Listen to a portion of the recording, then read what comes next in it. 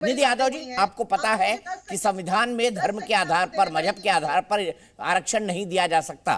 तो आप मुझे बताइए, फिर आपने कैसे मांग लिया कि अल्पसंख्यक, मुसलमान समेत बाकी अल्पसंख्यकों को दे दो, जब आपकी जानती है ये संवैधानिक गलत है, कानूनी तौर पे गलत है? क्यों मांग लिया आपने सिर्फ मुसलमान वोटों के लिए?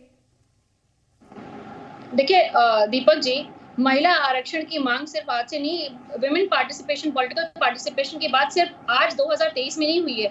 ये आजादी के पहले से मांग उठती रही है और उसके बाद लगातार किसी न किसी प्लेटफॉर्म पे, संसद में लगातार लोगों ने इसके बारे में चर्चा की है। किसी न किसी वजह से पार्टी थी जिसके चलते रुका रहा, निधि यादव जी, ये भी याद रखिए। समाजवादी पार्टी मुखर विरोधी थी महिला आरक्षण बिल की। विरोधी नहीं थी, आप गलतफहमी में हैं। समाजवादी पार्टी ने कभी भी महिला आरक्षण का विरोध नहीं किया। हमें सिर्फ और सिर्फ कंसर्न है, इश्यूज है कि उसका प्रारूप क्या होना चाहिए। जब SC ST की महिलाओं को जब आरक्षण तब तक पूरा नहीं हो सकता है, देखिए, जब तक सामाजिक न्याय की बात आप नहीं करेंगे। लैंगिक समानता की बात आप कर रहे हैं, लेकिन सामाजिक न्याय की बात कौन करेगा? आप ये बताइए। SC ST की महिलाओं को आपने दिया आरक्षण, अच्छी बात है। उसी तरह समाजवादी पार्टी की मांग है कि OBC वर्ग की महिलाओं को आबादी के अनुसार आप आरक्षण दीजिए। लेकिन जहां तक भारतीय जनता पार्टी की बात है, देखिए, आज डिंपल जी ने भी कहा, हमारी सांसद है मैनपुरी की, कि भारतीय जनता पार्टी एक ऐसी पार्टी है जो या तो 60 साल पहले की बात करती है या 15 साल बाद की बात करती है। आप वर्तमान की बात क्यों नहीं करते? आप बात करते हैं जातिगत जनगणना की, किस मुंह से आप बात करते हैं? 2021 से जनगणना होनी थी जातिगत, आखिर किसने रोक लगाई? भारतीय जनता पार्टी ने। आप बताइए, बिहार में जातिगत जनगणना पे पेच किसने फंसाया? ये भी भारतीय जनता पार्टी के ही लोग हैं। देखिए, भारतीय जनता पार्टी की नीति नियत में बहुत बड़ा अंतर है, बहुत बड़ा भेद है।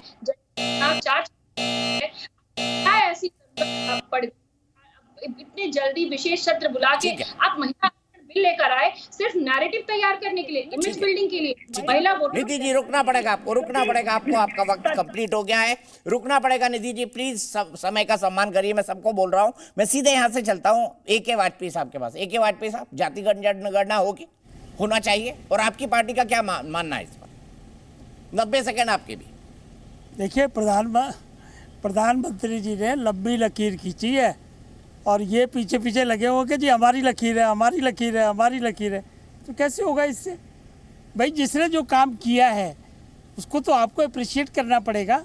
उसमें भी विरोध के स्वर निकाल रहे हो। नारी शक्ति को प्रणाम, नारी शक्ति को बधाइयाँ, शुभकामनाएं। लेकिन अफसोस से कहना पड़ रहा है कि यहाँ भी आपस में राजनीति हो रही है। अरे भाई, एक स्टेप तो शुरू हुआ, धन्यवाद करिए इसको।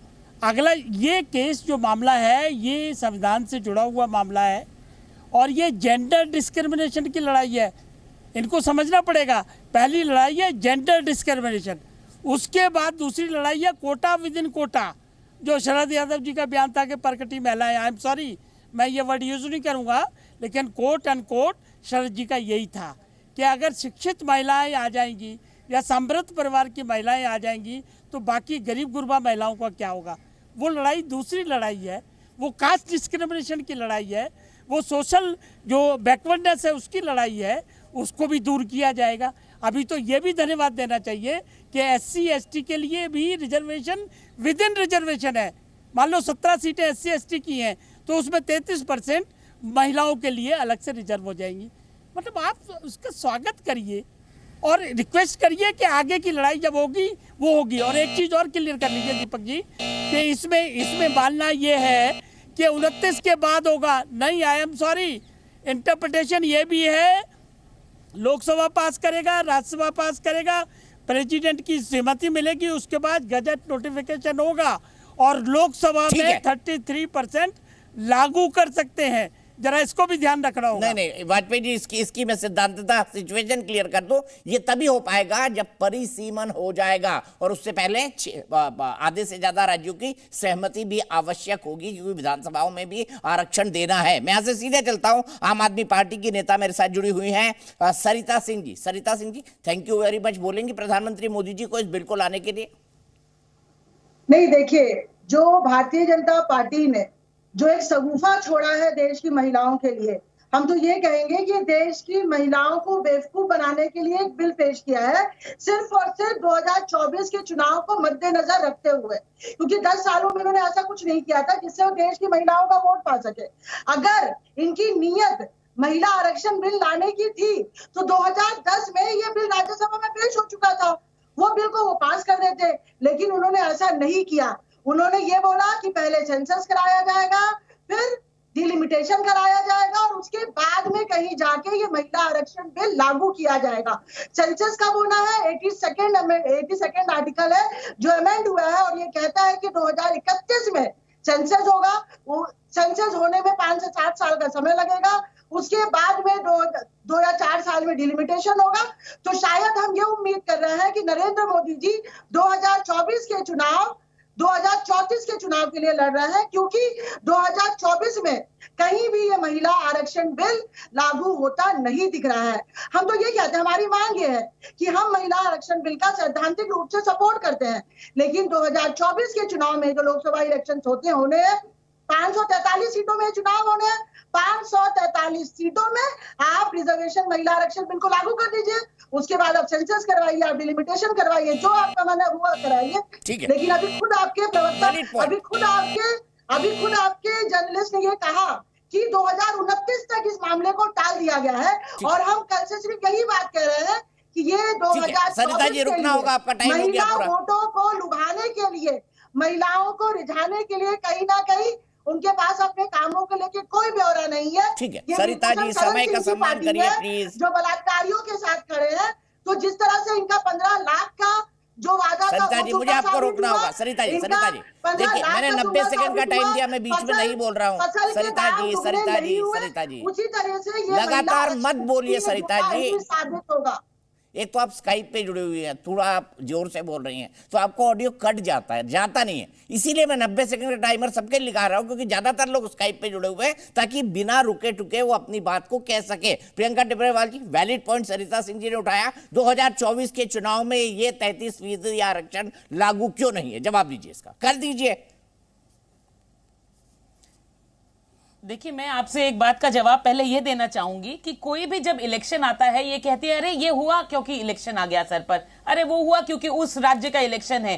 पर पूरे देश में हर वक्त कोई ना कोई इलेक्शन ही चलता रहता है, तो इसीलिए तो हमारी सरकार ने यह भी कहा है कि लोकसभा और स्टेट इलेक्शन जो है वो एक साथ होने चाहिए। इस पर भी हम आएंगे बाद में, तो इनको कहिए सब्र रखेंगी। देखिए, ये कह देती है चंद्रायन तो अभी नहीं होना चाहिए था, अब चांद पर भी कब जाएंगे नहीं जाएंगे वो इनके हिसाब से पूछ कर जाना चाहिए, क्योंकि जब पिछली बार इलेक्शन था तब इन्होंने कहा था कि पुलवामा अटैक तो अभी नहीं होना चाहिए था, पुलवामा अटैक तो अभी नहीं होना चाहिए था। यानी ये डिसाइड करेंगे कि देश में क्या चीज कब हो रही है और उसका एक्शन जो देश के प्रधानमंत्री है उनको कब लेना चाहिए। देखिए, इनसे पहले समाजवादी की प्रवक्ता बैठी हुई थी, उन्होंने कहा कि हमारी सरकार ने तो कभी कोई विरोध नहीं किया। तो देखिए, शरद यादव जी भी आपकी ही पार्टी से थे जिन्होंने भरपूर विरोध किया था 2010 मार्च में। यशवीर सिंह जी भी आप ही के पार्टी से थे जो 2012 में उन्होंने इस बिल का उस पर डिबेट करने की मंशा जो है बिल्कुल भी नहीं जताई थी। मुलायम सिंह यादव, उन्होंने भी कहा था कि देखिए अगर महिलाएं आएंगी तो लीडरशिप क्वालिटी जो है वो इफेक्ट हो जाएगी, अगर आएंगी तो लड़के जो है वो सीटियां बजाएंगे। अरे कितनी महिलाओं की वो इज्जत करते हैं, वो तो हमने देख ही लिया था, जो कहते थे कि लड़के हैं भूल हो ही जाती है। और यहां तक कि डिंपल यादव के भी काफी स्टेटमेंट है। जहां तक रही राष्ट्रीय जनता दल की बात, तो देखिए सुरेंद्र प्रसाद यादव की हरकत तो कोई नहीं भूलेगा, जिन्होंने उस बिल को फाड़ते हुए ये कहा था कि उनके सपने में रात को जो है BR अम्बेडकर साहब, बाबा साहब आए थे और उन्होंने कहा कि कॉन्स्टिट्यूशन को जो है अमेंड नहीं करना चाहिए। लालू भाई साहब की तो बात आप सबको ही पता है, लालू यादव जी ने क्या कहा था। लालू यादव जी ने कहा था कि लालू के लाश जाई तबे महिला जो है वो लोकसभा में आई और तभी ये बिल पास होगा। ये लालू जी के शब्द थे। तो ये लोग कितनी महिलाओं की इज्जत करते हैं। और सबसे पहले सिंह जी ने कहा था अलायंस, तो सुनिए ये घमंडिया अलायंस है। ठीक है प्रियंका जी रुक जाइए, आपका भी वक्त पूरा हो गया है। मैं सीधे निधि यादव जी के पास जाता हूँ, फिर सरिता जी के पास जाऊंगा। जी न्यूज़।